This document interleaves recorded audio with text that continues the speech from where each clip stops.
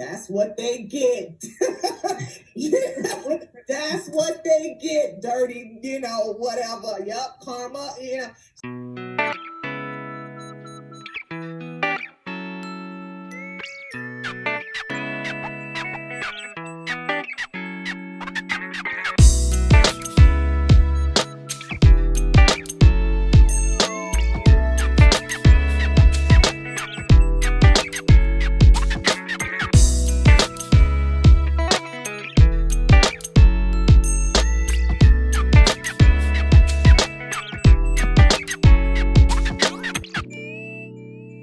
Welcome to Birthing Purpose with Lana. Today we have Sandra Heard. She is a wife, a mother, a grandmother, a coach, and a speaker. She is also the founder and president of Heard Empowerment LLC and Speak Life Ministries. In addition, she is the author of the book Power of Forgiveness, which she just released. Power of Forgiveness, The Road to Healing and Restoration. She, in addition, is the author of another book where she co-authors along with 8 other ladies. And this book is called Power Moms 3.0. And it's stories of triumph through the lenses of powerful women of faith. In addition, she is an accountant and a ministry leader. She's power, y'all, power. I had to get all that in. I don't want to miss any of her credentials. And there's more, but for time's sake. Oh, thank you for coming.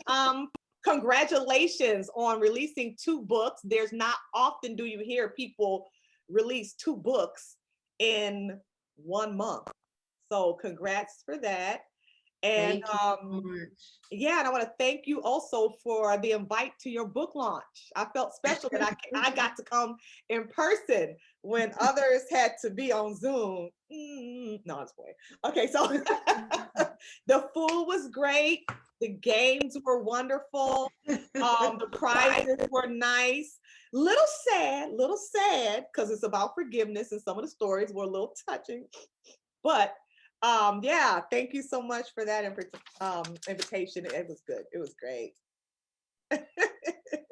Thank you for having me, Lana. I appreciate it. Yes. So let's just get right into the book, The Power of Forgiveness. So what made you decide to write a book about forgiveness? Well, long story. Actually, it wasn't my idea. I was led by the Spirit on my road to healing in the summer of 2008, when my marriage had fell apart. My husband and I were separated, and in my small group classes, I should say, I had to journal my process, and the Lord began to minister to me about the power of forgiveness. And it wasn't and truly until I released it in my heart that he began to minister to me, not only about the title, but about the content. So that's actually, this is a God-inspired book. I can't even take credit for it because it was Holy Ghost scribed. I am a technical writer by trade based on what I do for a living, but the Lord has allowed me to be a literary writer. All right. So how hard was it to forgive? Whew. It wasn't easy, I must say.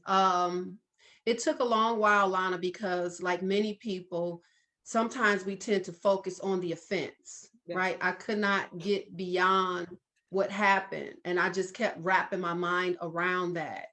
And I just didn't think about forgiveness, just to be quite honest with you. And because I was so full of hurt and pain, the ironic part is on my road to healing, that's when forgiveness was released in my heart, that is when my blinders began to come off, if you will, and God began to show me that I was a dressed up mess.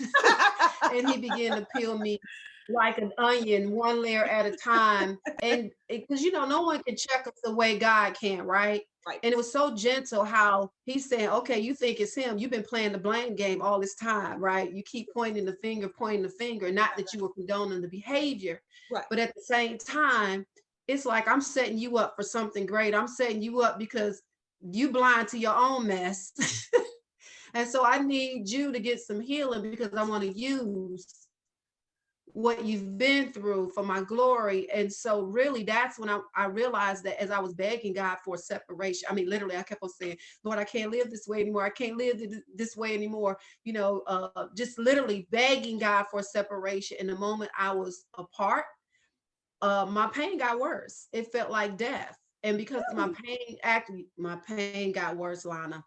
And because my pain got worse, I had no choice but to look inward.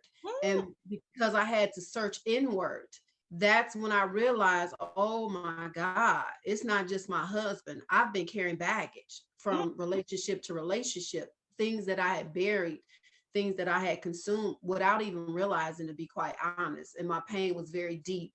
And so that's what made forgiveness that much more difficult, because I was associating forgiveness with my pain, when really it had nothing to do with my pain, because forgiveness has nothing to do with the person who wounded you.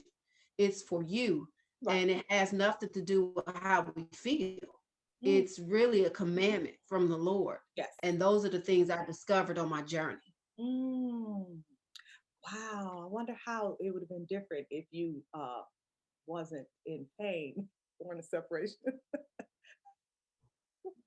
Pain led to purpose. There's purpose in your pain. Yeah. And I think maybe that's why, because some people, when they separate, they actually feel better. They feel like a burden lifted off of them. They feel like dark cloud is left, and they feel like now here comes the energy and I can thrive, So, but I guess God's plan was not for total separation, because you wouldn't have got those feelings, his pulling on you and tugging on you to go ahead on and self-reflect, and because it's bigger. Absolutely. Yeah. So one of the things that I've learned, because I was in a forgiveness workshop maybe about 2 years ago, and you mentioned it as well, that forgiveness it's an act, and it's also a process. And that process is the process of healing. And so one of the things I learned in that is that forgiveness, like you said, is not for the other person, but for yourself, because unforgiveness and anger and all that stuff is pretty heavy on you, and love and forgiveness is light. But that forgiveness doesn't necessarily mean reconciliation. Absolutely. And I think that's something that but there's other thoughts out there that I know from years ago. There was a book that talked about when you really forgive, you wipe a slate clean, like it's over, and you treat the person like they've never done it again. What do you think about that? That seems scary. I get it, because Jesus handles us. Yeah. Because Jesus handles us like that. Like, he throws our sin in the sea of forgetfulness, and he does not remember it anymore. So they were coming from the premise is you need to throw that, whatever they did, in the sea of forgetfulness. And what you think? Well, I have a different philosophy on that. Yeah. And the reason why my philosophy is different, I actually walk the readers in the first part of my book is called Understanding Forgiveness. I walk the reader through what forgiveness is and what forgiveness is not. Right. And I say forgiveness is not forgetting. And I say it twice, as a matter of fact, Lana. And the reason why I say it twice is because I want people to understand we're human. Even though God may take our sins and throw them into the sea of forgetfulness, we're human. We don't have the same capability as our Heavenly Father, right? Because we have limitations, because we're human. However, I say that forgiveness is not forgetting, primarily because that's what keep people stuck many times, is because we try to forget. We try to bury it deep down inside, as you mentioned, those ill feelings of anger, bitterness, resentment, and things of that nature. You know, you're still holding on to it when that person who wounded you happen to come in the room, and you feel your insides getting all frailed up, or you get emotional because it's difficult for you to be around that individual, or you begin to cry. So I say, use what you've learned, because now you can put boundaries in place to prevent the same thing from happening again. And that is why forgiveness is not forgetting. Right. Forgiveness is not condoning the behavior of the individual that wounded you. Forgiveness is not losing. I once had somebody say to me, if I forgive her, then that means I'm losing. And so with that type of mindset, again, you know, you end up staying stuck. You said it before, forgiveness does not mean reconciliation. That you can forgive someone and never talk to the individual And see, again. I didn't know that. And so And I would so always keep reconciling. But I had a friend in Texas say to me, what has changed? And how do you know that there's change? Which means everything will repeat again. So when you know there's change, Yep. you know there's change when you're at peace about what has happened. So acceptance is a part of healing, right? Right. Acceptance is a part of forgiveness. And where people fall short too is understanding you have to forgive yourself. A lot of times we blame ourselves, even when we're not at fault. Things that happened to you when you were young, out of your control, Right. those things causes people to go into a cave and really begin to carry secrets, right? Many people suffer in silence, Lana, and they're blaming themselves, especially someone who, for example, may have been molested, right? And if they have been violated in that way, because if that was their first time or first experience, even as a young child, but it aroused them, because that's something God put in us to partake in marriage, for example, because they were aroused, their mindset confuses them, right? Right. And so because it was pleasure, sometimes it may not have been pleasure, it may have been complete pain, but because the act happened, we always begin to internalize and say, well, if I hadn't done this, or if I hadn't done that, well, many times in those things, that's out of your control, right? And even then, you have to begin to forgive, because when you hold that guilt and shame on the inside, because many, when you've been violated in ways of that nature, you hold that guilt and shame on the inside. So you have to forgive yourself too. And that's what keep people stuck in unforgiveness. The other thing is sometimes it may be a choice, right? Sometimes you may have done something and didn't realize it was going to result in such a negative way, Right. that even then you still have to forgive yourself, right? So first you have to forgive yourself, and then you forgive others. And here's the key: as when I was on my road to healing and really understanding the magnitude of forgiveness, right? And the heaviness that comes along with it. First, I tell people it is a powerful choice. And the reason why it's a choice, Lana, is because God commands us. He doesn't say, if you feel this way or if you feel that way. That's not what the word of God says. The word of God says, forgive if you want to be forgiven. That's a commandment. Right. No ifs, ands, or buts. And then there's another scripture where Peter says, well, Lord, how often should I forgive? And he says 77 times 7. So that means over and over and over again. That's not easy in our humanness. Right. In our humanness, our first response is to want to be what? Revengeful. That's our, if we're honest with ourselves, we want the people who hurt us to feel that same hurt and pain, but 10 times worse. Yeah. And so with us having those negative thoughts, we have to take it to even further, where it says, don't let the sun go down on your raft, because what? You give a foothold to the enemy. That's in Ephesians. And when you give a foothold to the enemy, that's when he can begin to manipulate you and manipulate your mind. That when you walk around with so much poison inside of you, you have a distorted view to the point that you don't even see your own behavior. Exactly. you don't realize that all that bitterness and resentment that you're carrying on the inside is affecting you emotionally, physically, and spiritually. Yes. It affects you with your emotional wounds because one, you relive the pain over and over again, right? Especially if you don't have the tools necessary to help you on your road to healing. So that's why I say it's a powerful choice, but it's also the first step, I believe, to healing when we say yes to it, because we take our eyes and focus off the other person and we stop pointing the finger, stop playing the blame game and say, you know what? You hurt me. I'm wounded. I have to own how I feel. Now, what do I have to do? Manage my pain.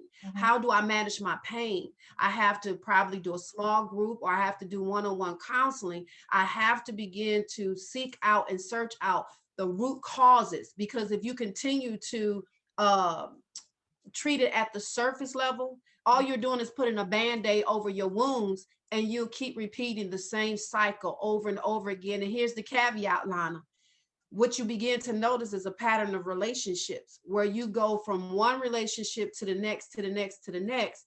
And what they're doing is poking, not even realize, poking at those wounds that you call yourself forgetting or burying deep down inside of you, and they're being triggered by what's going on around you, and you don't even realize it, because hurt people tend to hurt other people. And it's not the person who wounded you, it's the people who closest to you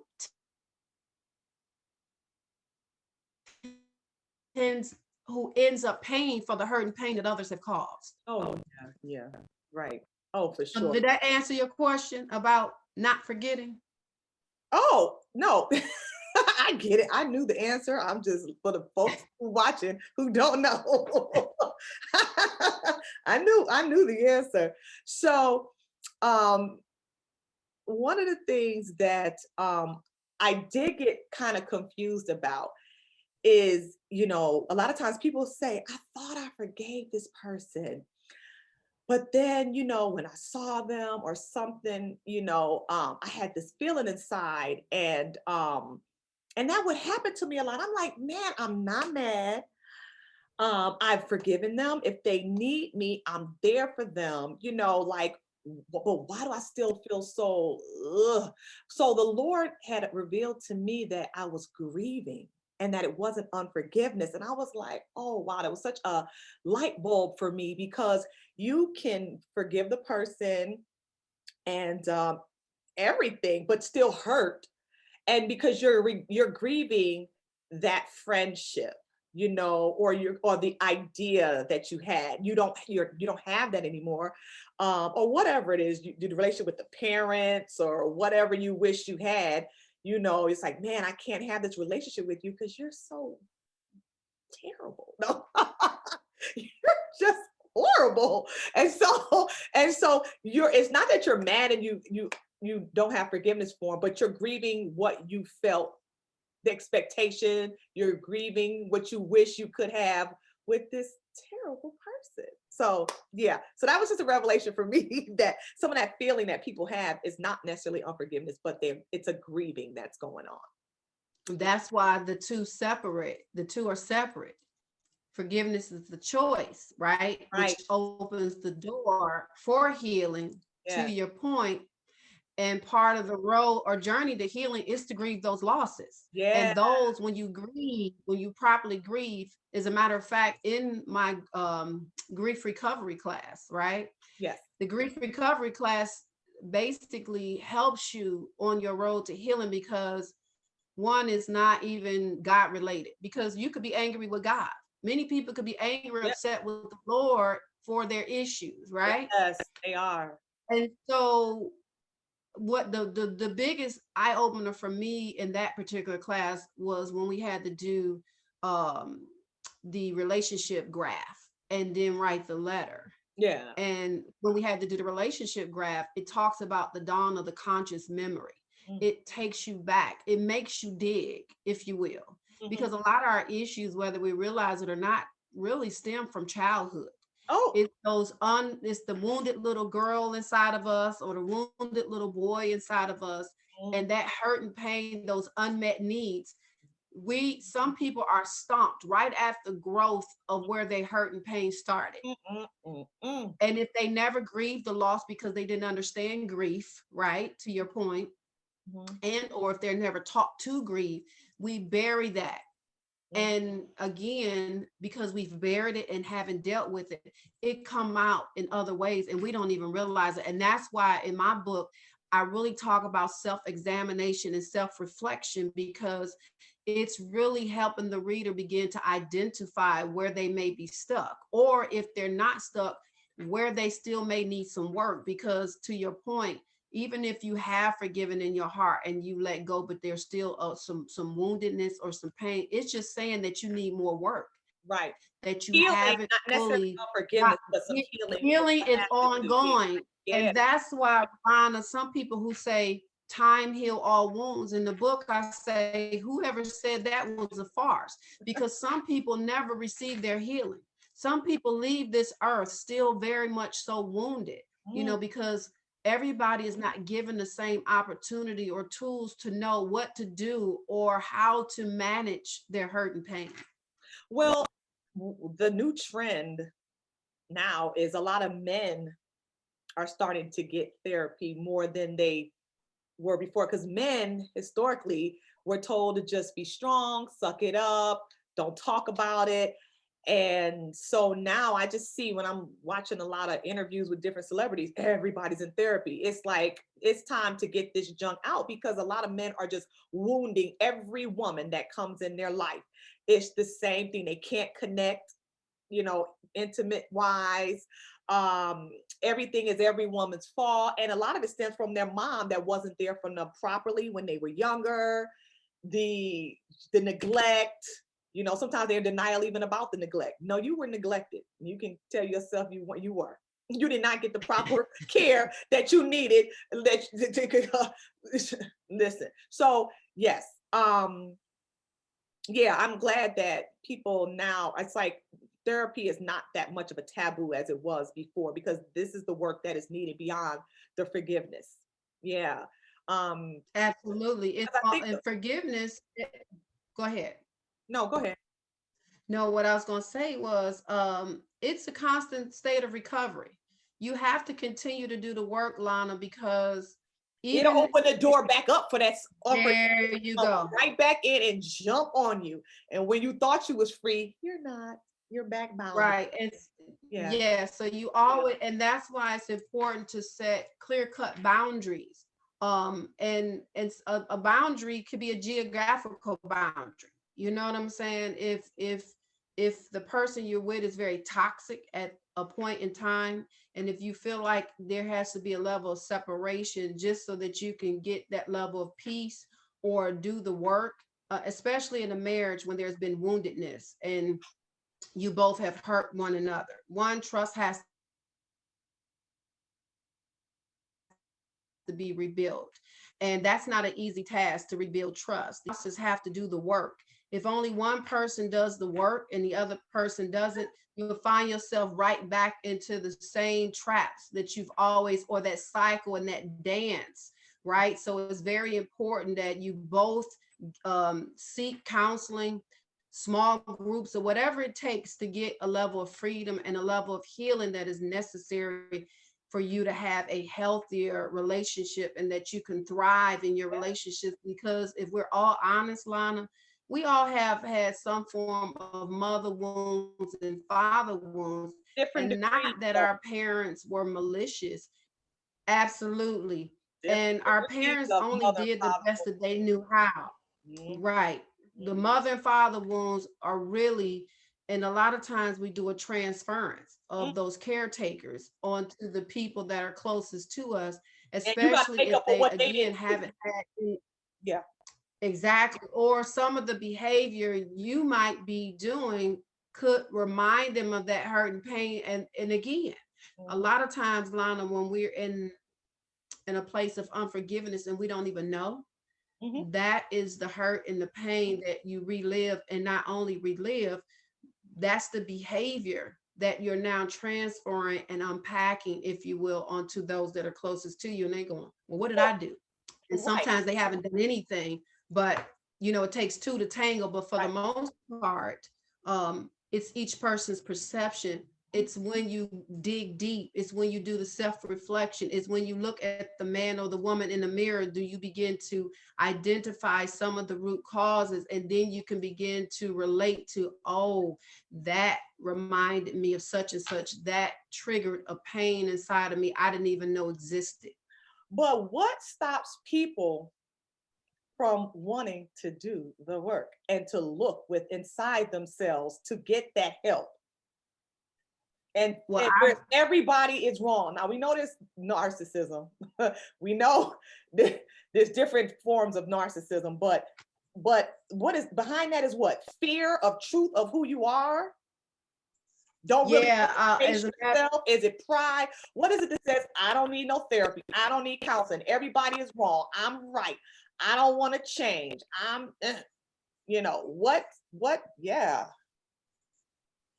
Lana, honestly, it's in my belief, and I actually write it in my intro where I talk about some people are afraid to open up because they're afraid of what they may realize about themselves or what others may realize about them. And I say, I call that because what we don't want to do is open up and reveal the darkness inside. Well, people see the darkness already.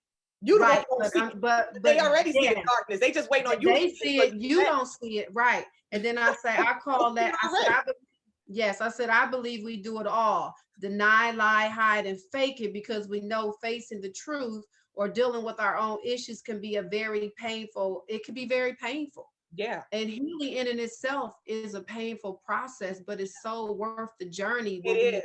take the time out to discover really who we are inside and who we are in God's lenses, Yeah. because there's really truly purpose in your pain. And I don't believe I would have gotten to purpose, if you will, if I had not been wounded, if I had not been living a life of unforgiveness and wearing a mask for so many years. Because even as a woman of faith, I've noticed that many women on the journey, or women that I've learned or have met along the way, tend to hide behind Christianity. You know, if you ask them how do they feel, they say, well, I'm highly favored and I'm blessed in the Lord. When those are not words of feelings, those are You're speaking faith about yourself. there you go. You speak in faith. When feeling words are, you know what, I'm hurt, I'm wounded, you know, I'm mad, I'm upset, I'm angry. You know, those are feeling type words. And so the people don't want to know that deep down inside we're really hurting. And we, and a lot of times people don't even know what to do or where to even start, Lana, truth be told. Right. They know they don't want to. Everybody know there's counselors and they know there's Jesus and everything else you can. They're not ready. They don't. It's too painful. They don't want to. So let me ask you. I'm gonna say some people don't know. So in your book, do you talk about ways to know whether you've forgiven or not? In the book, because I got about 5 ways to check to see if you are. I give questions. Okay. I do have questions in the book to help people identify where they may be in terms of forgiveness and unforgiveness. I also, at the end of several chapters, is titled Self-Examination. And there's questions to help individuals specifically dive into that chapter or reflect on the chapter that I just wrote. And it's some heavy chapters, you know. And again, a lot of times people have to be ready because a lot of times we walk in denial when we play the blame game. Yes. And so to help people identify if they are walking in unforgiveness, there's questions or things that I talk about in that regard. I also give research, Lana, to help people identify with if they carry certain character traits, if they're walking with unforgiveness. But the main thing is leading them on their road to healing. I do walk the reader how to, and I use my own journey, my own path. I'm very transparent. I give some specific and defining moments on my struggles with it, and then how I overcame it and the power behind it. And when it happened, in the moment I released forgiveness in my heart, and I knew it instantaneously because I began to hear from the Lord a lot differently than I heard in times past. And it was so profound. And I remember my small group class, the moment it happened, we were doing a forgiveness exercise, and we were instructed to write a letter to our spouses. And after we wrote the letter, we were also instructed to tear it up and say goodbye. And the moment I said goodbye, and the other women in the room with me, it was, you can just feel a dry eye in the room. And when I was on my way home, it was still lingering, the power, the change, because I could feel it instantaneously. Mm-hmm. And on my road home, I heard the Spirit of the Lord say to me, I put him in your life for you to save him. And he needs to see my love through you. And Sandra, if I was faithful and just to answer your prayers, to expose him, why wouldn't I be faithful and just to answer your prayers for his healing? Lana, that statement was so profound, but yet just it just blew me away. And I said, yeah, God was saying, transform this, transform your mindset, transform the way you think. And when you truly forgive, that's another way you know you've forgiven, because your mindset changes, right? You no longer see the individual who wounded you as a person who's mean and evil.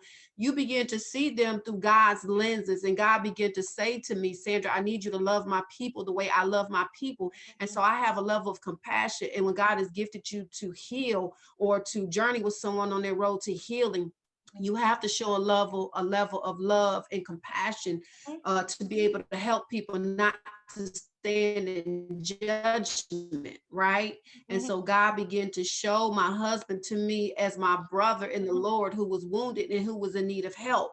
And so I had to change my prayer. My prayer changed to, devil, you're not going to have my family. You're not going to have my husband. And I just began to just transform my whole mindset, my whole thinking. And then I began to see it with a spiritual eye, and it became a battle, but it was a battle that I was willing to fight for the sake of obedience, and for my marriage to be restored, because God said he wanted my marriage restored. And that's how my marriage was restored, through the power of forgiveness. And that's important that you said he spoke to you and said that, because he don't say that to everybody. So they hear your story and they got to make sure they still go to the Lord to hear, well, what did he say for me? Because one of the things you said earlier is God spoke to you, but then he spoke to your husband.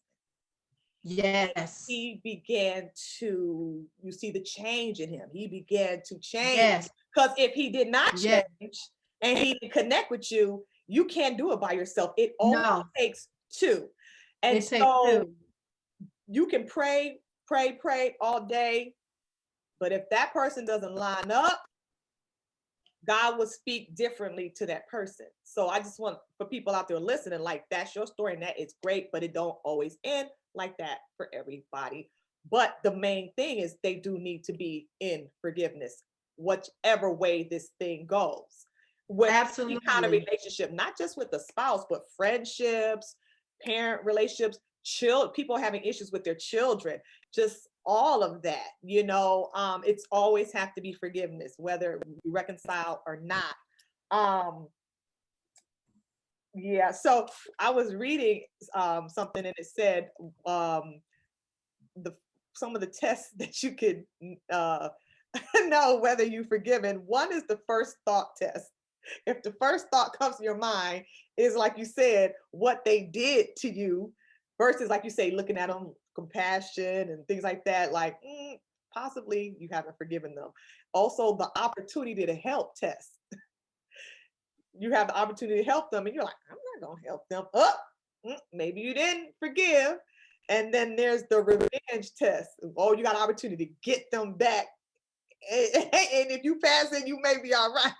Or the failure test, whereas, you see them failing, and you're like, That's what they get.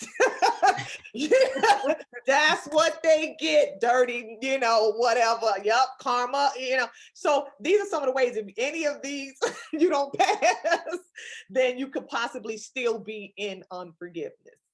Yeah. I have to agree with that wholeheartedly. I mentioned the revenge part Yeah. in the book. I mentioned the mindset. That you if you can't pray for a person, if you can't help them, everything you said speaks to, if you're still holding on to it. But the key that you also said prior to that, when you said it takes two, because it really does take two, Lana, because my husband shared with me that the Lord told him he couldn't walk away from this marriage. All right now. Mr. Heard, Mr. Heard. So he also had to forgive me and be obedient. So we had to forgive each other and work to rebuild trust in our relationship, which reconciliation sometimes is more difficult even than forgiveness, because that's one step. Right. But then when you work towards reconciliation, what does that look like in the eye of the person who feel like you wounded them? Right. So they want you to do street. It really is. But when you work it, it's a beautiful thing. Yeah. Oh, for sure. And let me just say too about the opportunity to help. In some situations, you cannot help. It depends on what it is. That's why you really, in your whole journey, you do have to ask God every step of the way how you should be operating. Because some people you cannot help. Even though you forgive them, you cannot help because you will enable them. And in their bad and things like that. So that's just a way that you can kind of see, well, what do I feel about helping? But if you want to help them, but the Lord is like, no, I'm doing something, get out of my way, sit back, then you might not be able to help. So I just wanted to throw that in there. Now, roadblocks. We talk about birthing purpose as you birth this book and things like that. We know there's always some roadblocks to birthing our purpose. So what are some of the roadblocks that you had to knock out the way to go ahead on and birth this book?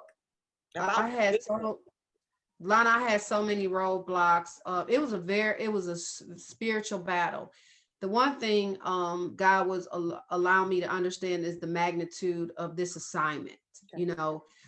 Forgiveness is a heavy subject matter for many people, because a lot of people, it's hard for them to let go of the hurt and pain.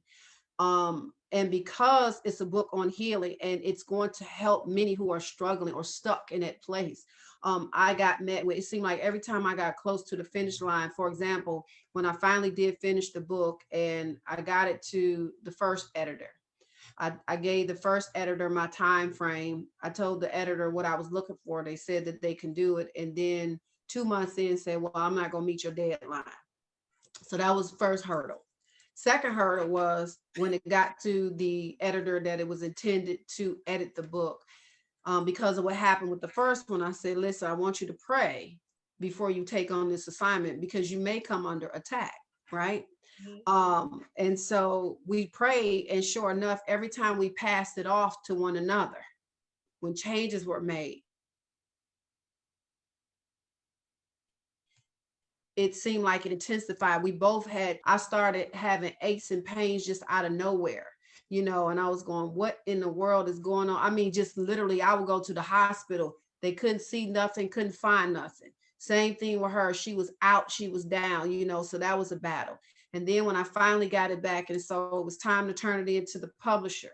And then when I got ready to turn it to the publisher, my daughter, something happened with her, physically in her body. In the hospital and, down for a while. I had to help her.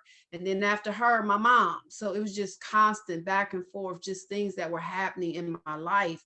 And I'm going, devil, you a lie. And I began to recognize, and I had to pray against sabotage. I had to pray against hindering spirits and, even myself procrastinating, because as I was writing, if I'm in honesty, the beginning part of the journey, I was still on my road to healing. So it was very painful, right. Reliving, writing is therapeutic, but I still had to relive some of the things that I went through, and every time it seemed like I would pick up the book, sometimes I feel like I was reliving, so it just lets me know that I still needed work, right? That even though God had me writing the book, I wasn't ready personally to birth it because I was still on my road to healing. And so that's what made the bumps in the road along this journey, challenging, but very triumphant at the same time. So let's talk about the labor pains of transparency, because it's hard being transparent. And one of the things you talked about at your book launch is, you know, needing your husband's consent to even do this book, because it's not just you telling your feelings and what you went through, he's being exposed as well. So, how did you convince your husband to come on board and be transparent and just bear all in this book? Well, I'm going to say this. I didn't convince him. The Lord did. Okay. Okay. It wasn't my doing, right? As I was writing, he knew I was mandated by the Lord to write it. And I didn't show him until I got done with it. And I let him read it because I knew he had to approve of it, not just verbally, but I had to get his express written consent. Notarized, not just express written, but notarized, right? And it was, just waiting on the Lord. And it's so interesting because God speaks to me through dreams prophetically, and just many times just show me so much stuff in dreams. And he showed me this powerful dream. It was actually last year when my husband, actually, when I went to a publicity workshop, for writing. And when I got back, he had the express written notarized consent on my desk, and I was in tears, and I just was worshiping the Lord. And God showed me a dream, and in this dream, it was different colors. It was the color purple, and it was the color cream, right? And at the top level, you had to have purple to get to the top level. And our colors were purple. And then you also had to have shoes to enter. And so I'm going up and I'm going up and I'm climbing up. And I get to the top ballroom, and I had my purple dress on, but then I didn't have any shoes. I looked down and said, where are my shoes? Right. And then I saw this other, I said, those are my shoes. And those shoes didn't fit. And out of nowhere, my husband, dressed to the T in his tuxedo, had my shoes in his hands just like this. And the Lord was letting me know that I could not move forward without him. Yeah. He holds the key. But right? he came with what you needed. He came with what I needed, my shoes, and shoes represents purpose. Shoes represents ministry. I could not consent. I could not go forward. So just having, a man of God in my life is just so amazing. My husband is a leader, a strong man of faith. And I'm so humbly grateful for our journey. It has made our marriage stronger. Do we still have our trials and tribulations? Yes. But our marriage is so much better behind what we have gone through. What forgiveness changed both of our lives. It brought healing to both of us. And because he is a man of God and he understands not only the calling on my life, this book has not just birthed ministry for me, it's birthed it for the two of us. And so I could not go forward without him. So to further answer your question, no, I didn't convince him. The Lord had to put it on his heart to release me to spread my wings and fly. Yeah, I love that. That showed maturity, spiritual maturity on his part, to say, you know what, I'll go on and take this so-called hit or exposure. It's not, but you know how the mind will be like, oh man, I'm just getting ready to feel all this stuff. But he knew it was for a better cause. And so because willing to go ahead on and sacrifice. Kind of like how Jesus died on the cross.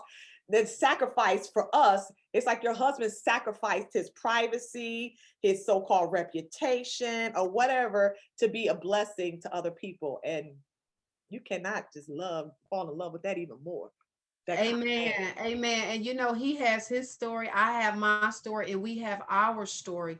And the beauty is our goal. We know that we're called to help other people. We know that we're called to help other couples and individuals, you know, him helping men and me helping women and us helping couples that are struggling in the place where we once were. Awesome. Now, your second release book, Power Moms. Oh, I feel like I'm a power mom too. But what is power mom? Before I say I'm a power mom, look, look, I got my Wonder Woman cup. You are so silly. Like I'm a power mom. So, okay, what is a power mom? So, power mom, the power in and of itself is an acronym. P stands for power, overcome, win, empower, and restore, right? Okay. And so as mothers, even as wives or sisters, aunts, or what have you, we all have our own journeys, our own stories, especially in motherhood, not even in just the relationship, but just even challenges with our parenting style. You know, a lot of us don't want to parent the way we were parent, right? I And do. right. Well, we want Depends what on we how you had were and even better. parented, right? Depend on how you was parented. Yeah. Yes. And so for me, I always wanted more for my children than what I had growing up. My mom did, again, a great job as best as she could. The beautiful thing that I love is that she taught us about Christianity. She raised us in the church. So I'm humbly grateful that I had a praying mother. That's a My power mother mom. is a woman of faith. That exactly. So she's a power mom. And so those traits were passed down, the work ethics. You know, my mom being a leader and pushing me to be a leader, you know, the power, the purpose, you know, there's perseverance. We all persevere. I mean, I just described what I had to overcome in terms of the power of forgiveness. That's perseverance, right? Overcoming. I had to overcome the guilt, the shame, the hurt, and the pain. We all win when we choose to forgive and not stay stuck in that place Right. of unforgiveness and give what the enemy a foothold, because when we're in that place, we would tend to be led by our emotions and negativity. And a lot of times we make bad choices and decisions when we're in that place. And then what? Empower. Once we learn what it is we're supposed to learn, we didn't go through for ourselves, Lana. We have to pick up and then what? Each one teach one. So we go back in terms of this book. Now, not just one or two people, I can affect masses, you know, one woman at a time. And as she reads, she can share it and affect another woman's life, right? Well, we could touch millions of lives based on our stories, you know, and give them hope that if God allowed us to overcome and win, that they too, if they're in that place, can overcome and win. And then we have to restore our brothers and sisters, because why? We are our brothers and sisters keeper. So that makes me a power mom, including the amazing women of faith that I journey with over this past year. And the work that we put together is just short of amazing. And Dr. Sherry, I can't thank her enough for being the visionary and being obedient and handpicking each of us as the Lord chose her.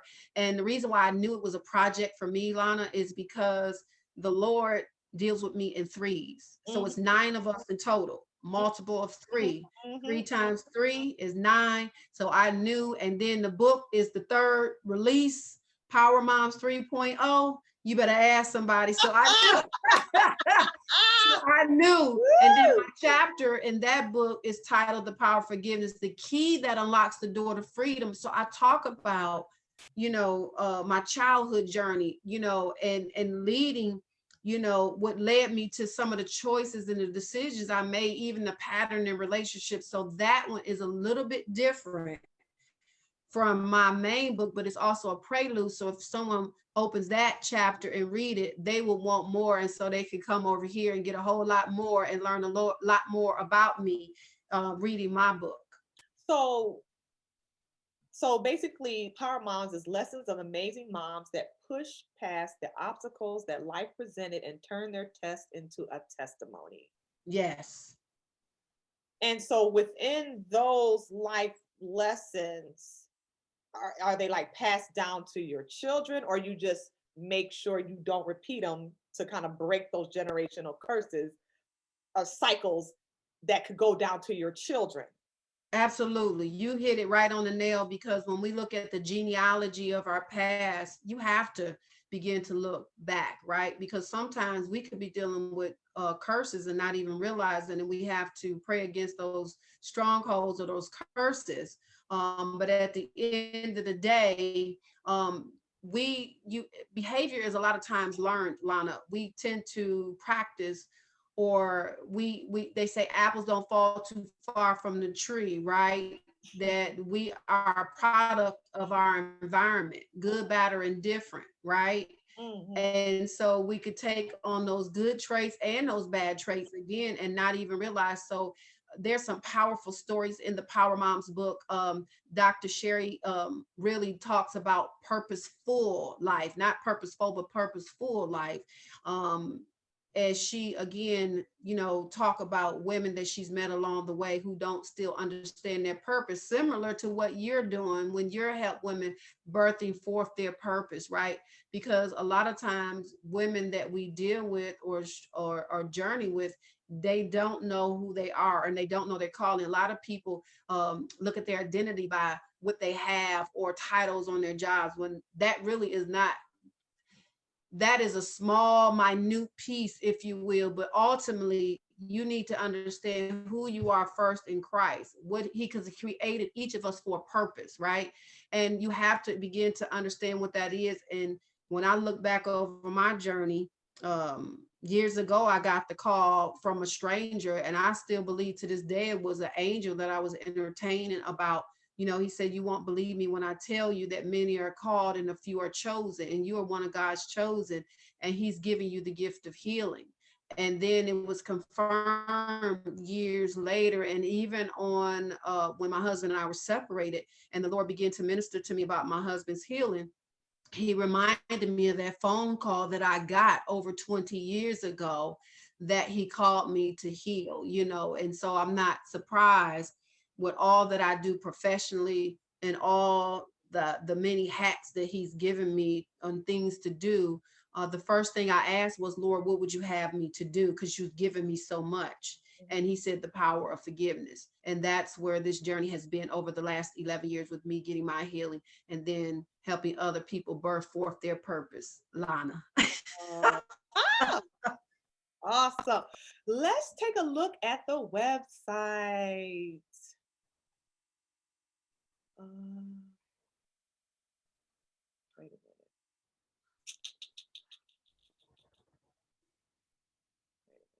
a minute. Because I want people to see where to go to buy this book. You are so funny. They can learn and spread the information. You see it? Yes, thank you. Yes. All right. Here's a little bit about Sandra. You want to tell a little bit about? Well, they know a little about you, and then. So I'm still working on the website, but primarily it's sandraheard.com. People can purchase the book off this website. They can actually buy wherever books are sold. They can buy it on Westbow Press, which is the publisher, Amazon, Barnes and Nobles, wherever books are sold, you can go and get your purchase. But if you want an autographed copy, of course, you can buy it personally from me. You can reach me via Heard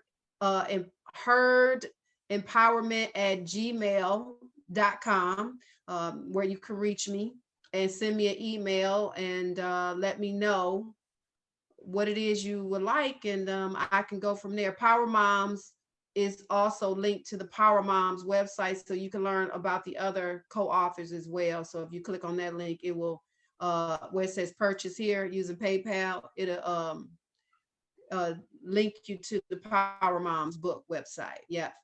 And blog. Yeah, so I'm getting started.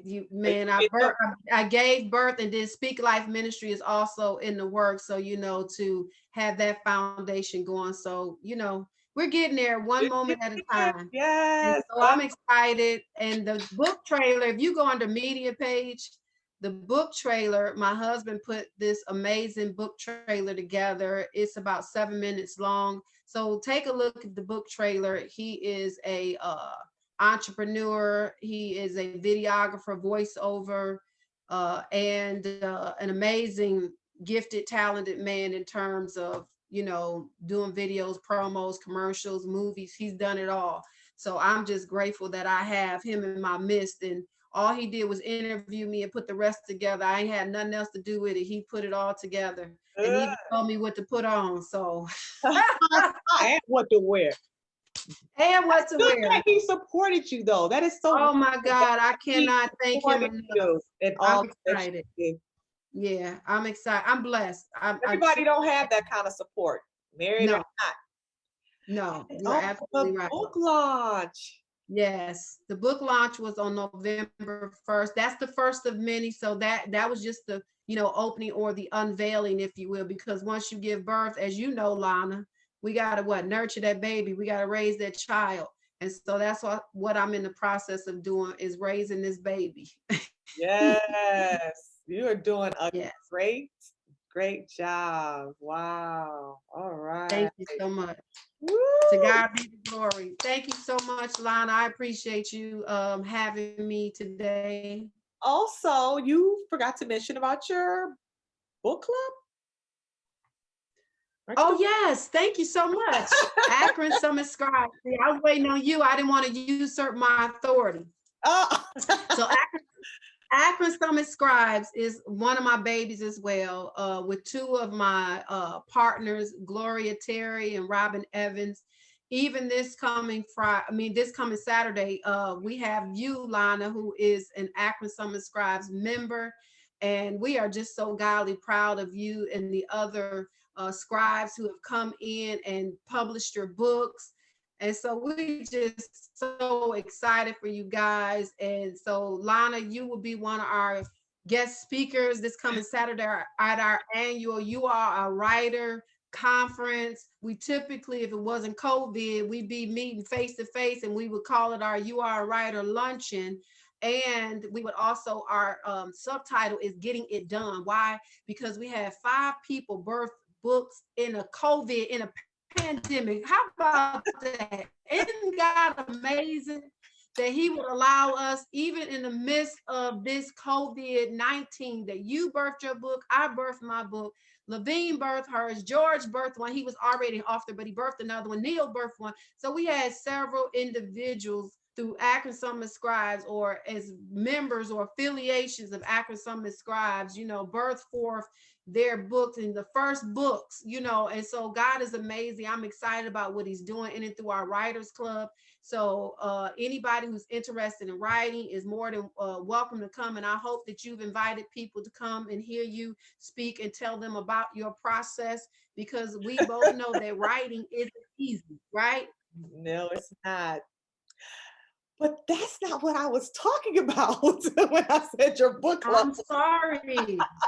I meant your forgiveness book. Oh, my forgiveness book. Well, somebody, your cousin is doing, or maybe you didn't know. Somebody already started Kanisha.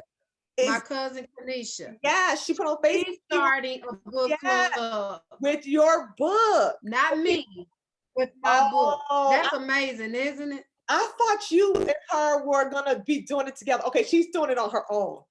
Okay. All right. No wonder you went into Akron Summit Scribes, which is good too. But okay, yeah. So all right. And then I have another friend who was there who has, texted me and said she want to start a Bible study with it. Okay. See? To God be the glory. I've had so much positive feedback from those who have dived in, especially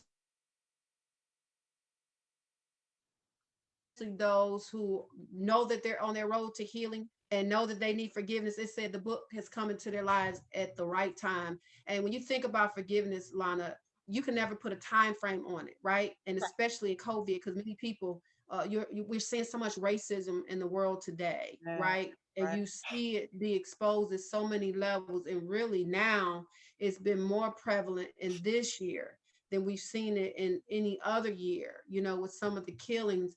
And another reason why I stalled, because my book was done at the beginning of the year, ready to be published.